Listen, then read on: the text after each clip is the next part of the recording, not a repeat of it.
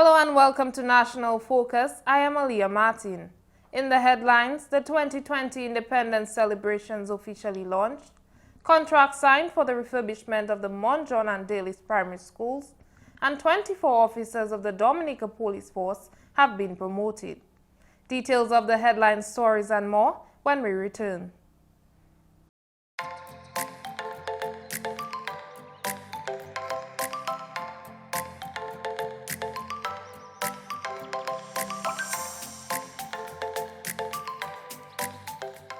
We wear pink for mothers. We wear pink for daughters. We wear pink for sisters. We wear pink for wives. We wear pink for women. Breast cancer has been the most frequent cancer diagnosed in women worldwide, impacting 2.1 million women annually. Majority of these cases are diagnosed in late stages, resulting in the greatest number of cancer-related deaths in women. This October, GIS encourages women to do their annual checkups, perform self-breast checks, and talk to your doctor about any changes you may notice. GIS stands with mothers. GIS stands with daughters. GIS stands with sisters. GIS stands with women. We fight together, together.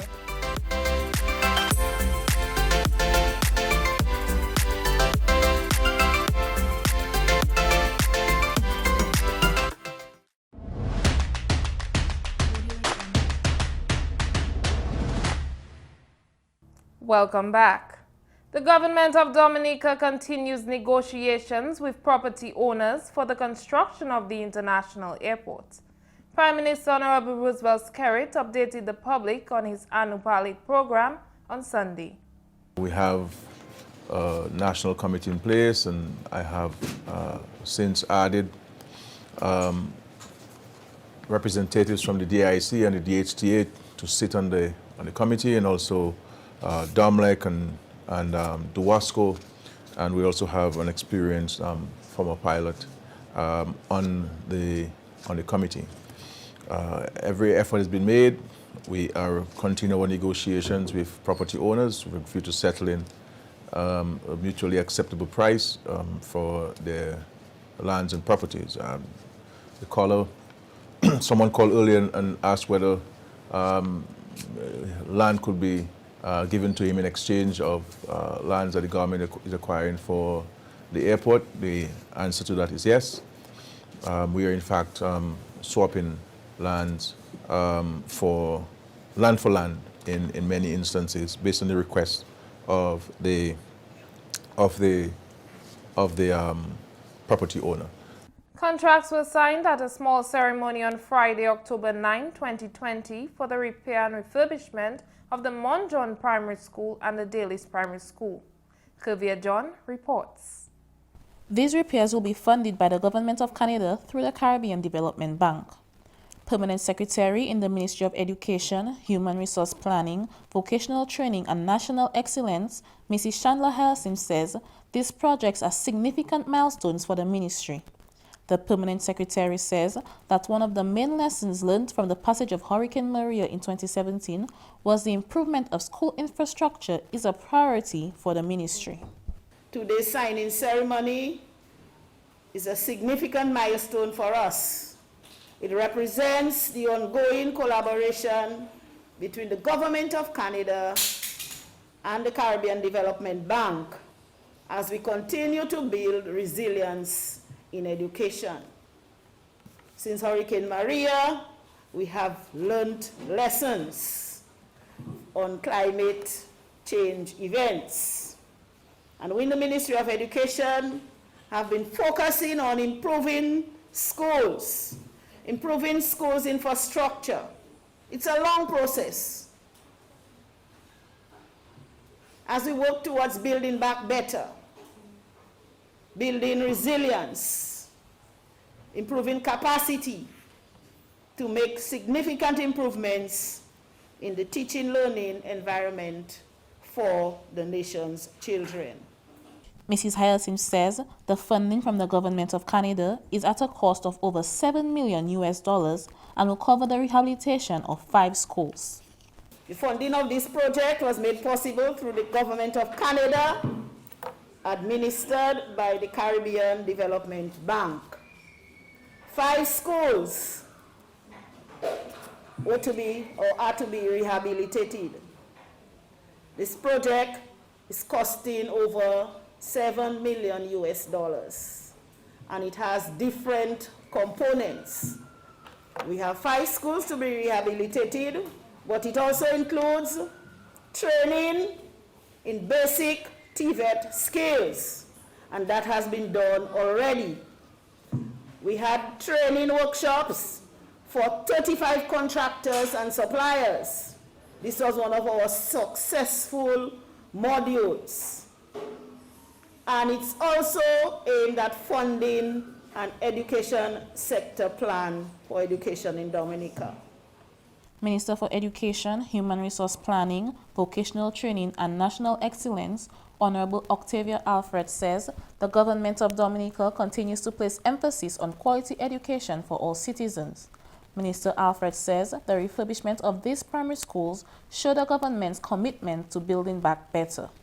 This present government places a high emphasis on education, and not just education, but education, quality education for all.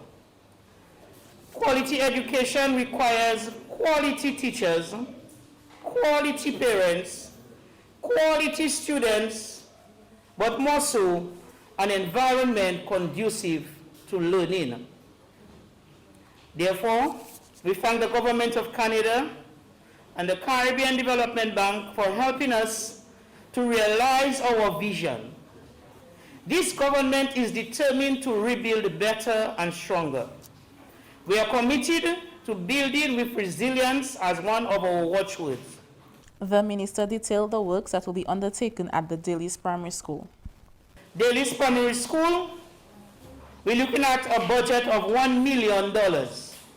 Easy. Thank you, little people, for clapping. $1 million.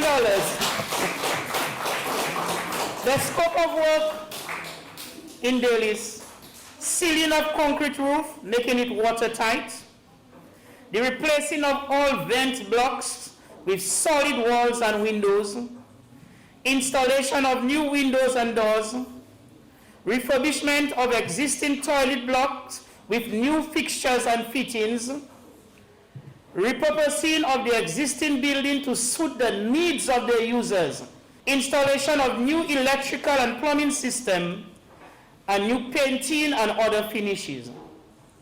The reconstructed and upgraded structures will accommodate 5 classrooms, an early childhood unit, principal's office.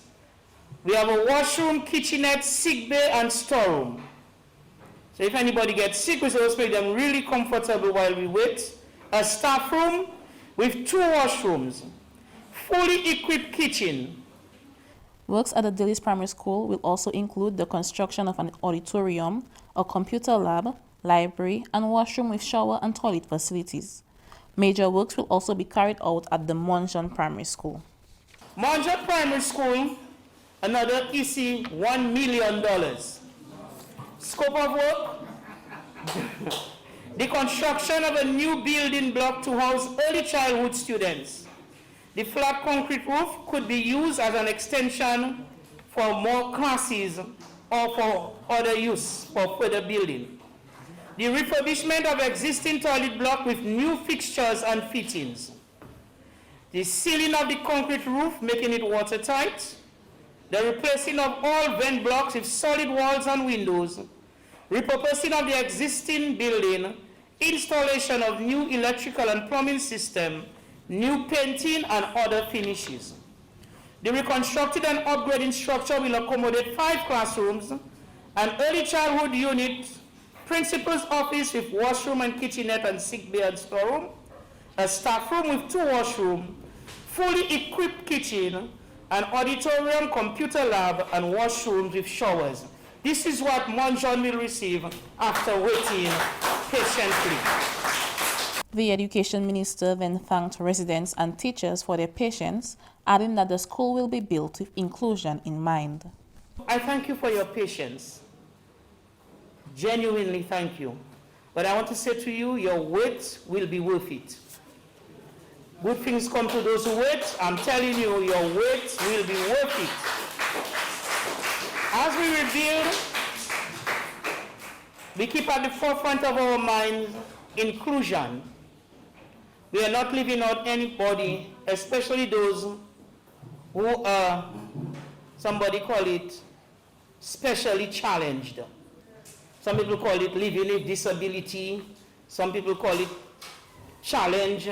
But they're specially challenged.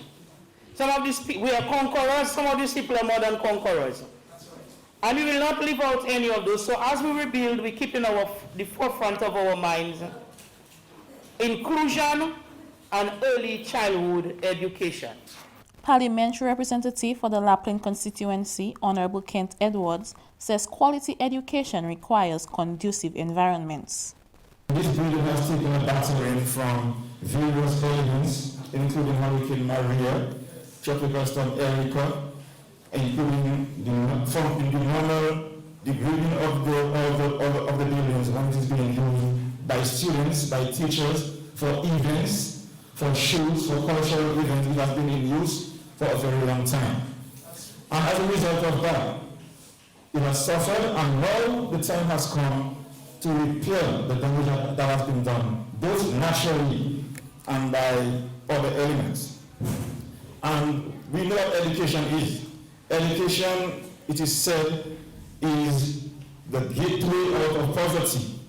And for education to be well taken, the ambience, the atmosphere, the hygiene, the building, the aesthetics must be there to encourage good learning by the students and encourage the teachers to teach. The Lapland MP then called on the contractors to use the locally skilled residents on the project. I'm asking you, please, if you could utilize some of our skilled people in this area as part of your team, because I know this very well, and there are plenty and several skilled men and women in Dilis that we could use for any construction site in Dominica. Electricians are in Dilis, you have masons, you have carpenters, you have everything in Dilis. So I'm asking you to utilize them, and it will always help them in the employment situation in this area. Member of Parliament for the Granford constituency, Honorable Greta Roberts, thanked the Government of Canada for their assistance. I want the people from the Candidate Resilience Project and, of course, the Government of Canada to know that investing in any resilient building in Montjon is really a worthy investment. There is no other place in Montjon where the people can actually run to in the event of a disaster. We're really using the school, but you know, as Mr. Edwards said, most of these places can be destroyed easily. And then to have a concrete roof, a concrete structure that is as resilient as it is stated in the works that has to be done, I really want to offer thanks to the Government of Canada for thinking of using the Montjon School or granting the Government of Dominica this project. Kuvia John for the Government Information Service. Dominica will celebrate its 42nd anniversary of independence this year with a twist due to the COVID-19 pandemic. Shakira Pierre reports. The season officially opened on Saturday, October 10, 2020 at the Old Mill Cultural Center, where the Cultural Division hosted a virtual opening ceremony. The theme, Embracing New Opportunities, looks to encourage citizens to see the positive in every situation despite the challenges present.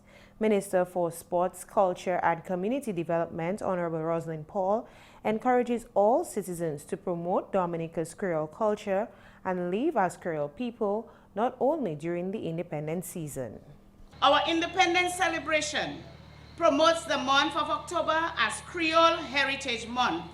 And this is significant because it is an opportunity to build nationalism and patriotism, strengthen our sense of national pride, and to also promote all things Dominican and Creole during the said month.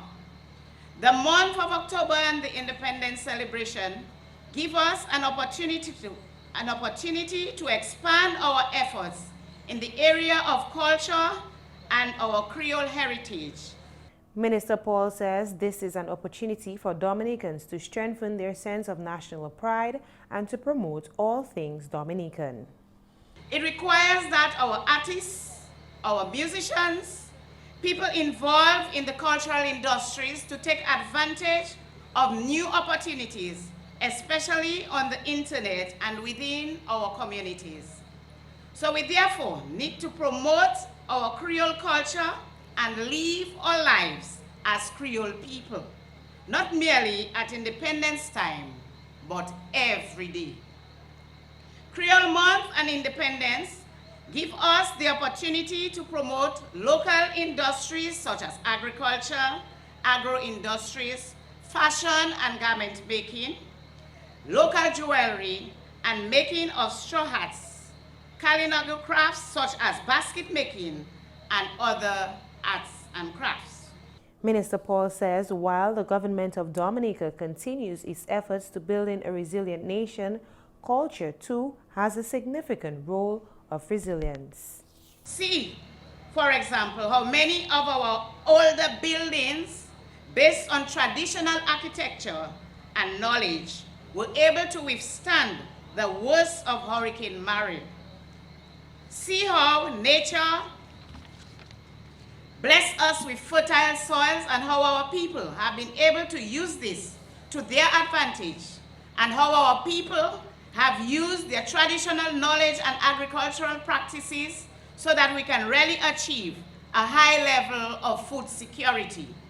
So building a more dynamic nation is not only about the physical infrastructure, but it is also how we apply our Creole cultural knowledge and traditions and our creativity in our pursuit of the essentials of life, providing food, clothing, and shelter. Chairman of the Independence Committee, Mr. Raymond Lawrence, calls on Dominicans to embrace new opportunities as an effort to build and develop Dominica. This year, because of the COVID situation, we have to take a different approach to how we present the activities for independence, in keeping with the guidelines and protocols of the Ministry of Health. The opening ceremony showcased talent from the Petit Soufriere Jinping Youth, CHS Creole Song Individual, Paybush Bellet Group, just to name a few. Madam Wabduyet 2019 and Miss Wabduyet 2019 also made appearances. Here are a few highlights of other performances. Sambuwi kalalu, vegan codfish, crab and sauces, crab and bouillon, crab and codfish, dance to the beat, walk the national trail, but we didn't disease. Hey, here we go! That's the culture, that's our culture, 42 years, hey, independence time, boy, that's the culture. Now everybody sing this song with me. Sing this song. Dominique, Dominique, Dominique, stay up playing as you will. I want to hear everybody sing it now. Here we go. Sing this song. Dominique, Dominique, Dominique, stay up playing as you will. All right. Just where I wanna be. Oh, I've been waiting for so long, and now my time has come. My friends and my family, with you I long to be here. My heart's a joy to see our island, our culture, our people together in unity. Raise your glasses high, limit is the sky.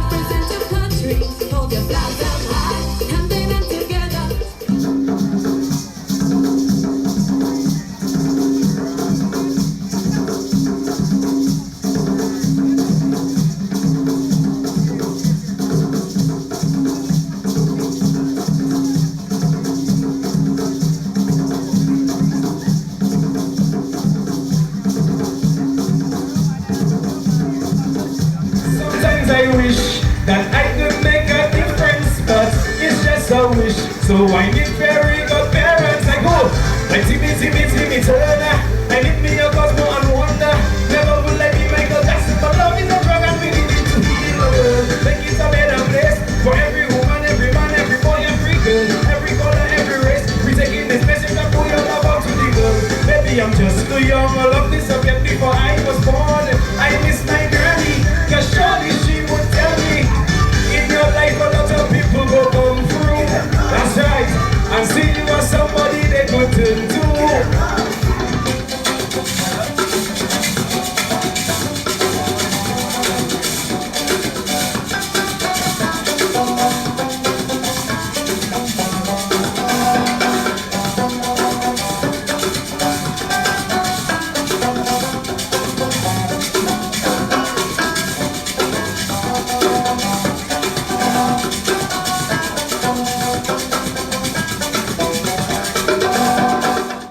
Dominica gained its independence on November 3, 1978.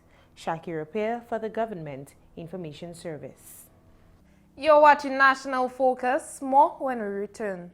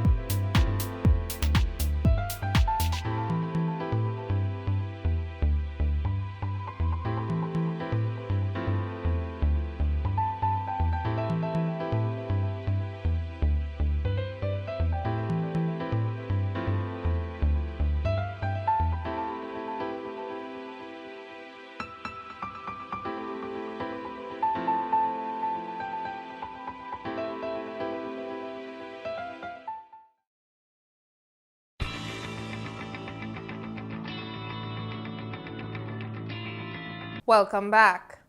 The Commonwealth of Dominica Police Force held a press conference on Monday, October 12, 2020, to announce the promotion of 24 officers. Acting Chief of Police, Mr. Lincoln Cobbett, says 10 officers were recently promoted, ranking from the positions of the Acting Chief to Sergeant.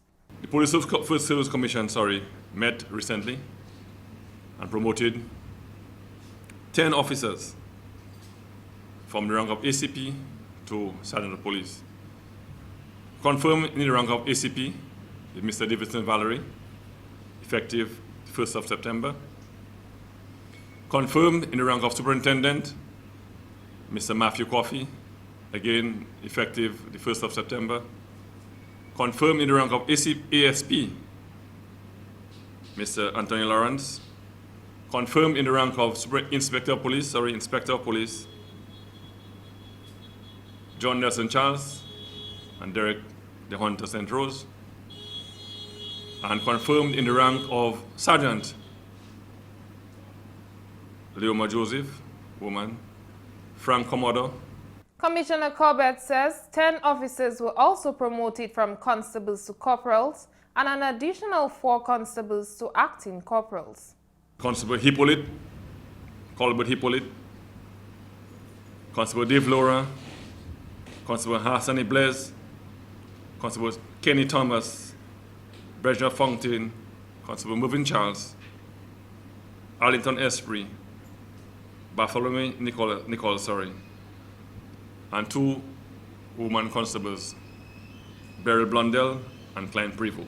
Additionally, I also promoted to act corporal Constable Stephen Celestine, his first time acting corporal, Constable Dion Moses, Constable Miguel Pascal, and again for the first time, Constable Anthony Joseph. Police Chief Corbett says he is particularly pleased with the promotion of Mr. Matthew Coffey and Mr. Anthony Lawrence, who are role models to many officers within the force. The promotion of ASP Coffey to superintendent is long in coming, was long in coming.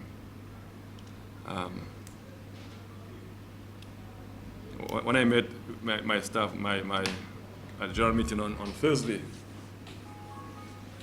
not lost for words, but I had to pause a bit before I could even announce it. Mr. Coffey, we all know, is a hard-working officer. He's a role model to a lot of officers throughout the police force. And I think the commission got it on point. They got it right. And I can say that for all the others, but they really got the promotion of ASP Coffey to superintendent right. And to me, it would have been an injustice if Mr. Coffey was not promoted to the rank of superintendent. I've told him so, and he may wish to elaborate or say or speak to the press afterward. Not wish, he has to talk to the press. Also, the promotion of ASP Anthony Lawrence, my classmate. Mr. Lawrence, for those who don't know, is a no-nonsense man. He's a go-getter. We were trained together. And his promotion, honestly. Commissioner Corbett says the promotion of these officers will assist in making his job much easier. I'm very pleased, very pleased that the commission promoted those two officers. As well as the others, but those two, honestly, it really blessed my heart. It makes my job much easier. It makes it much more easier to manage the police force. Commissioner Corbett believes the decision to promote the officers will abet with boosting morale within the force. When I spoke to the press very early, I indicated clearly that the issue of morale in the force was low. It was low. I think that's a real boost in the arm, a real shot in the arm to boost the morale among the men in the police force. And I say that for all the promotion, because if the press was present at the meeting on Thursday last week, I too was very shocked. I had never seen so many officers present at one time at a chief meeting in a long time. I mean, officers were all long stairs, I understand, climbing the steps. And when the promotions were announced, it was like carnival. He says deserving officers will be promoted and not bypassed once a position is available. Those constables that were promoted and confirming the rank have been toiling in the vineyard for too long. And as if it was like a carrot was dangling, but it's been dangling in the face. I'm not in the business of playing around with people and dangling no carrots in nobody's face. You deserve it of the rank, you've acted, you show that you can do the work, you'll be promoted. Everybody can be promoted at the same time because we have a very small force. But however, those officers I believe are most deserving will not be bypassed for no reason. You're working, putting in the hard work, you shall be promoted as long as vacancy exists. Police Chief Corbett encourages the officers to continue their hard work. He says a number of vacant positions are available and will be filled at a later date. Now, additionally, there are more ranks to be made, or to be filled, I should say. To be made very soon is the position of 2 superintendents of police in the vacant positions, 2 ASPs vacant and also an acting, 3 inspectors, 14 sergeants, and 2 corporals. That's as I speak today. But obviously, when people go up the rank, you're going to have more vacancies being created. So the scope for promotion is very broad right now. To me, it has never been more broad. So I'm urging the officers, even those who were recently promoted, to keep working hard, keep pushing hard. Keep pushing, keep working. You work, your work you'll be rewarded someday. It may not come as quick as you expected, it shall come eventually. Commissioner Corbett expressed his thanks to the government for their continued commitment to the Commonwealth of Dominica Police Force. I just wish to thank the government of Dominica. We know these are rough times, these are COVID times, and funds are very scarce. Nonetheless, the Prime Minister and the Cabinet have given the go-ahead to make to fill those positions. So in the absence of we getting the go-ahead, we won't be able to fill any positions per se. They will just be acting. So we are very thankful for the decision to allow those ranks to be filled.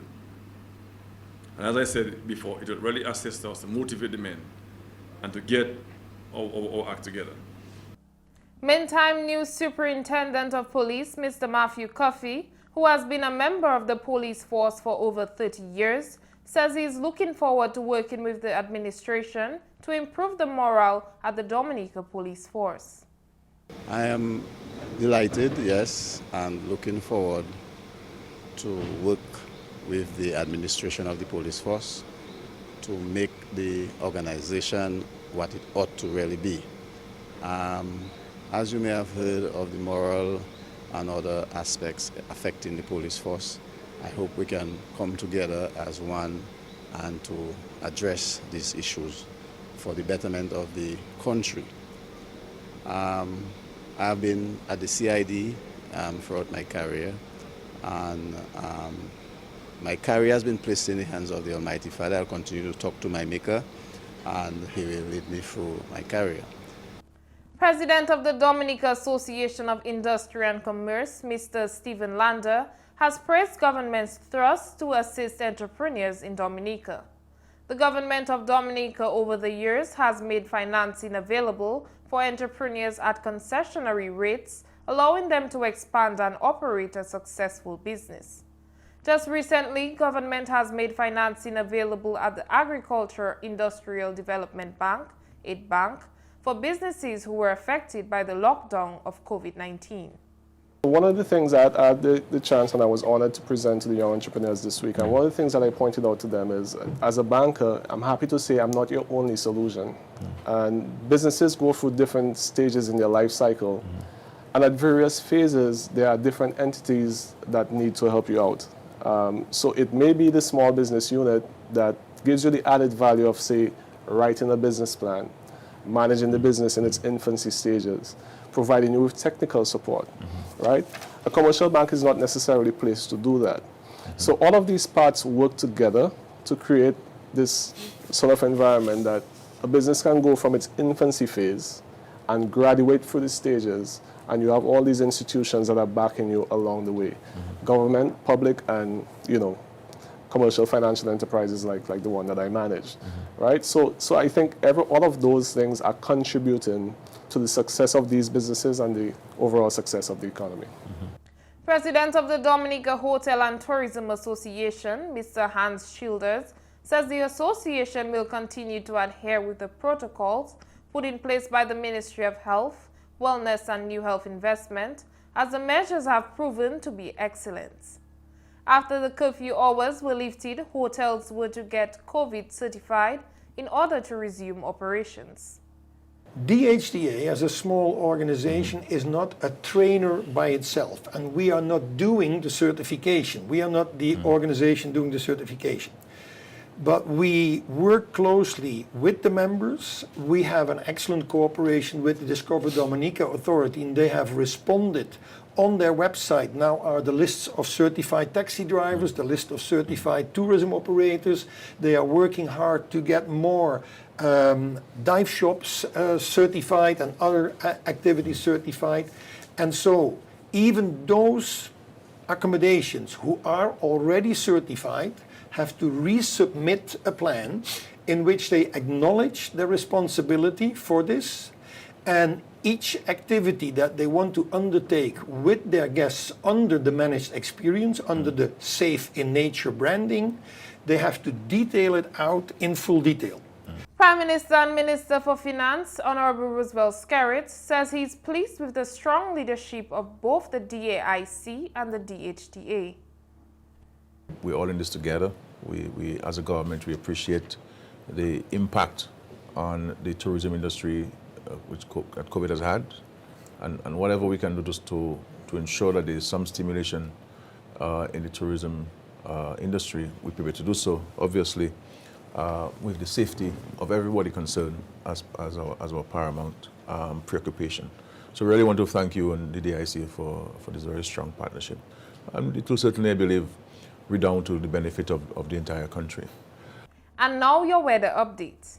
Available moisture and instability interacting with an upper-level trough are expected to produce cloudiness with scattered showers and possible isolated thunderstorms across parts of the Lesser Antilles, including Dominica, during the next 24 to 36 hours.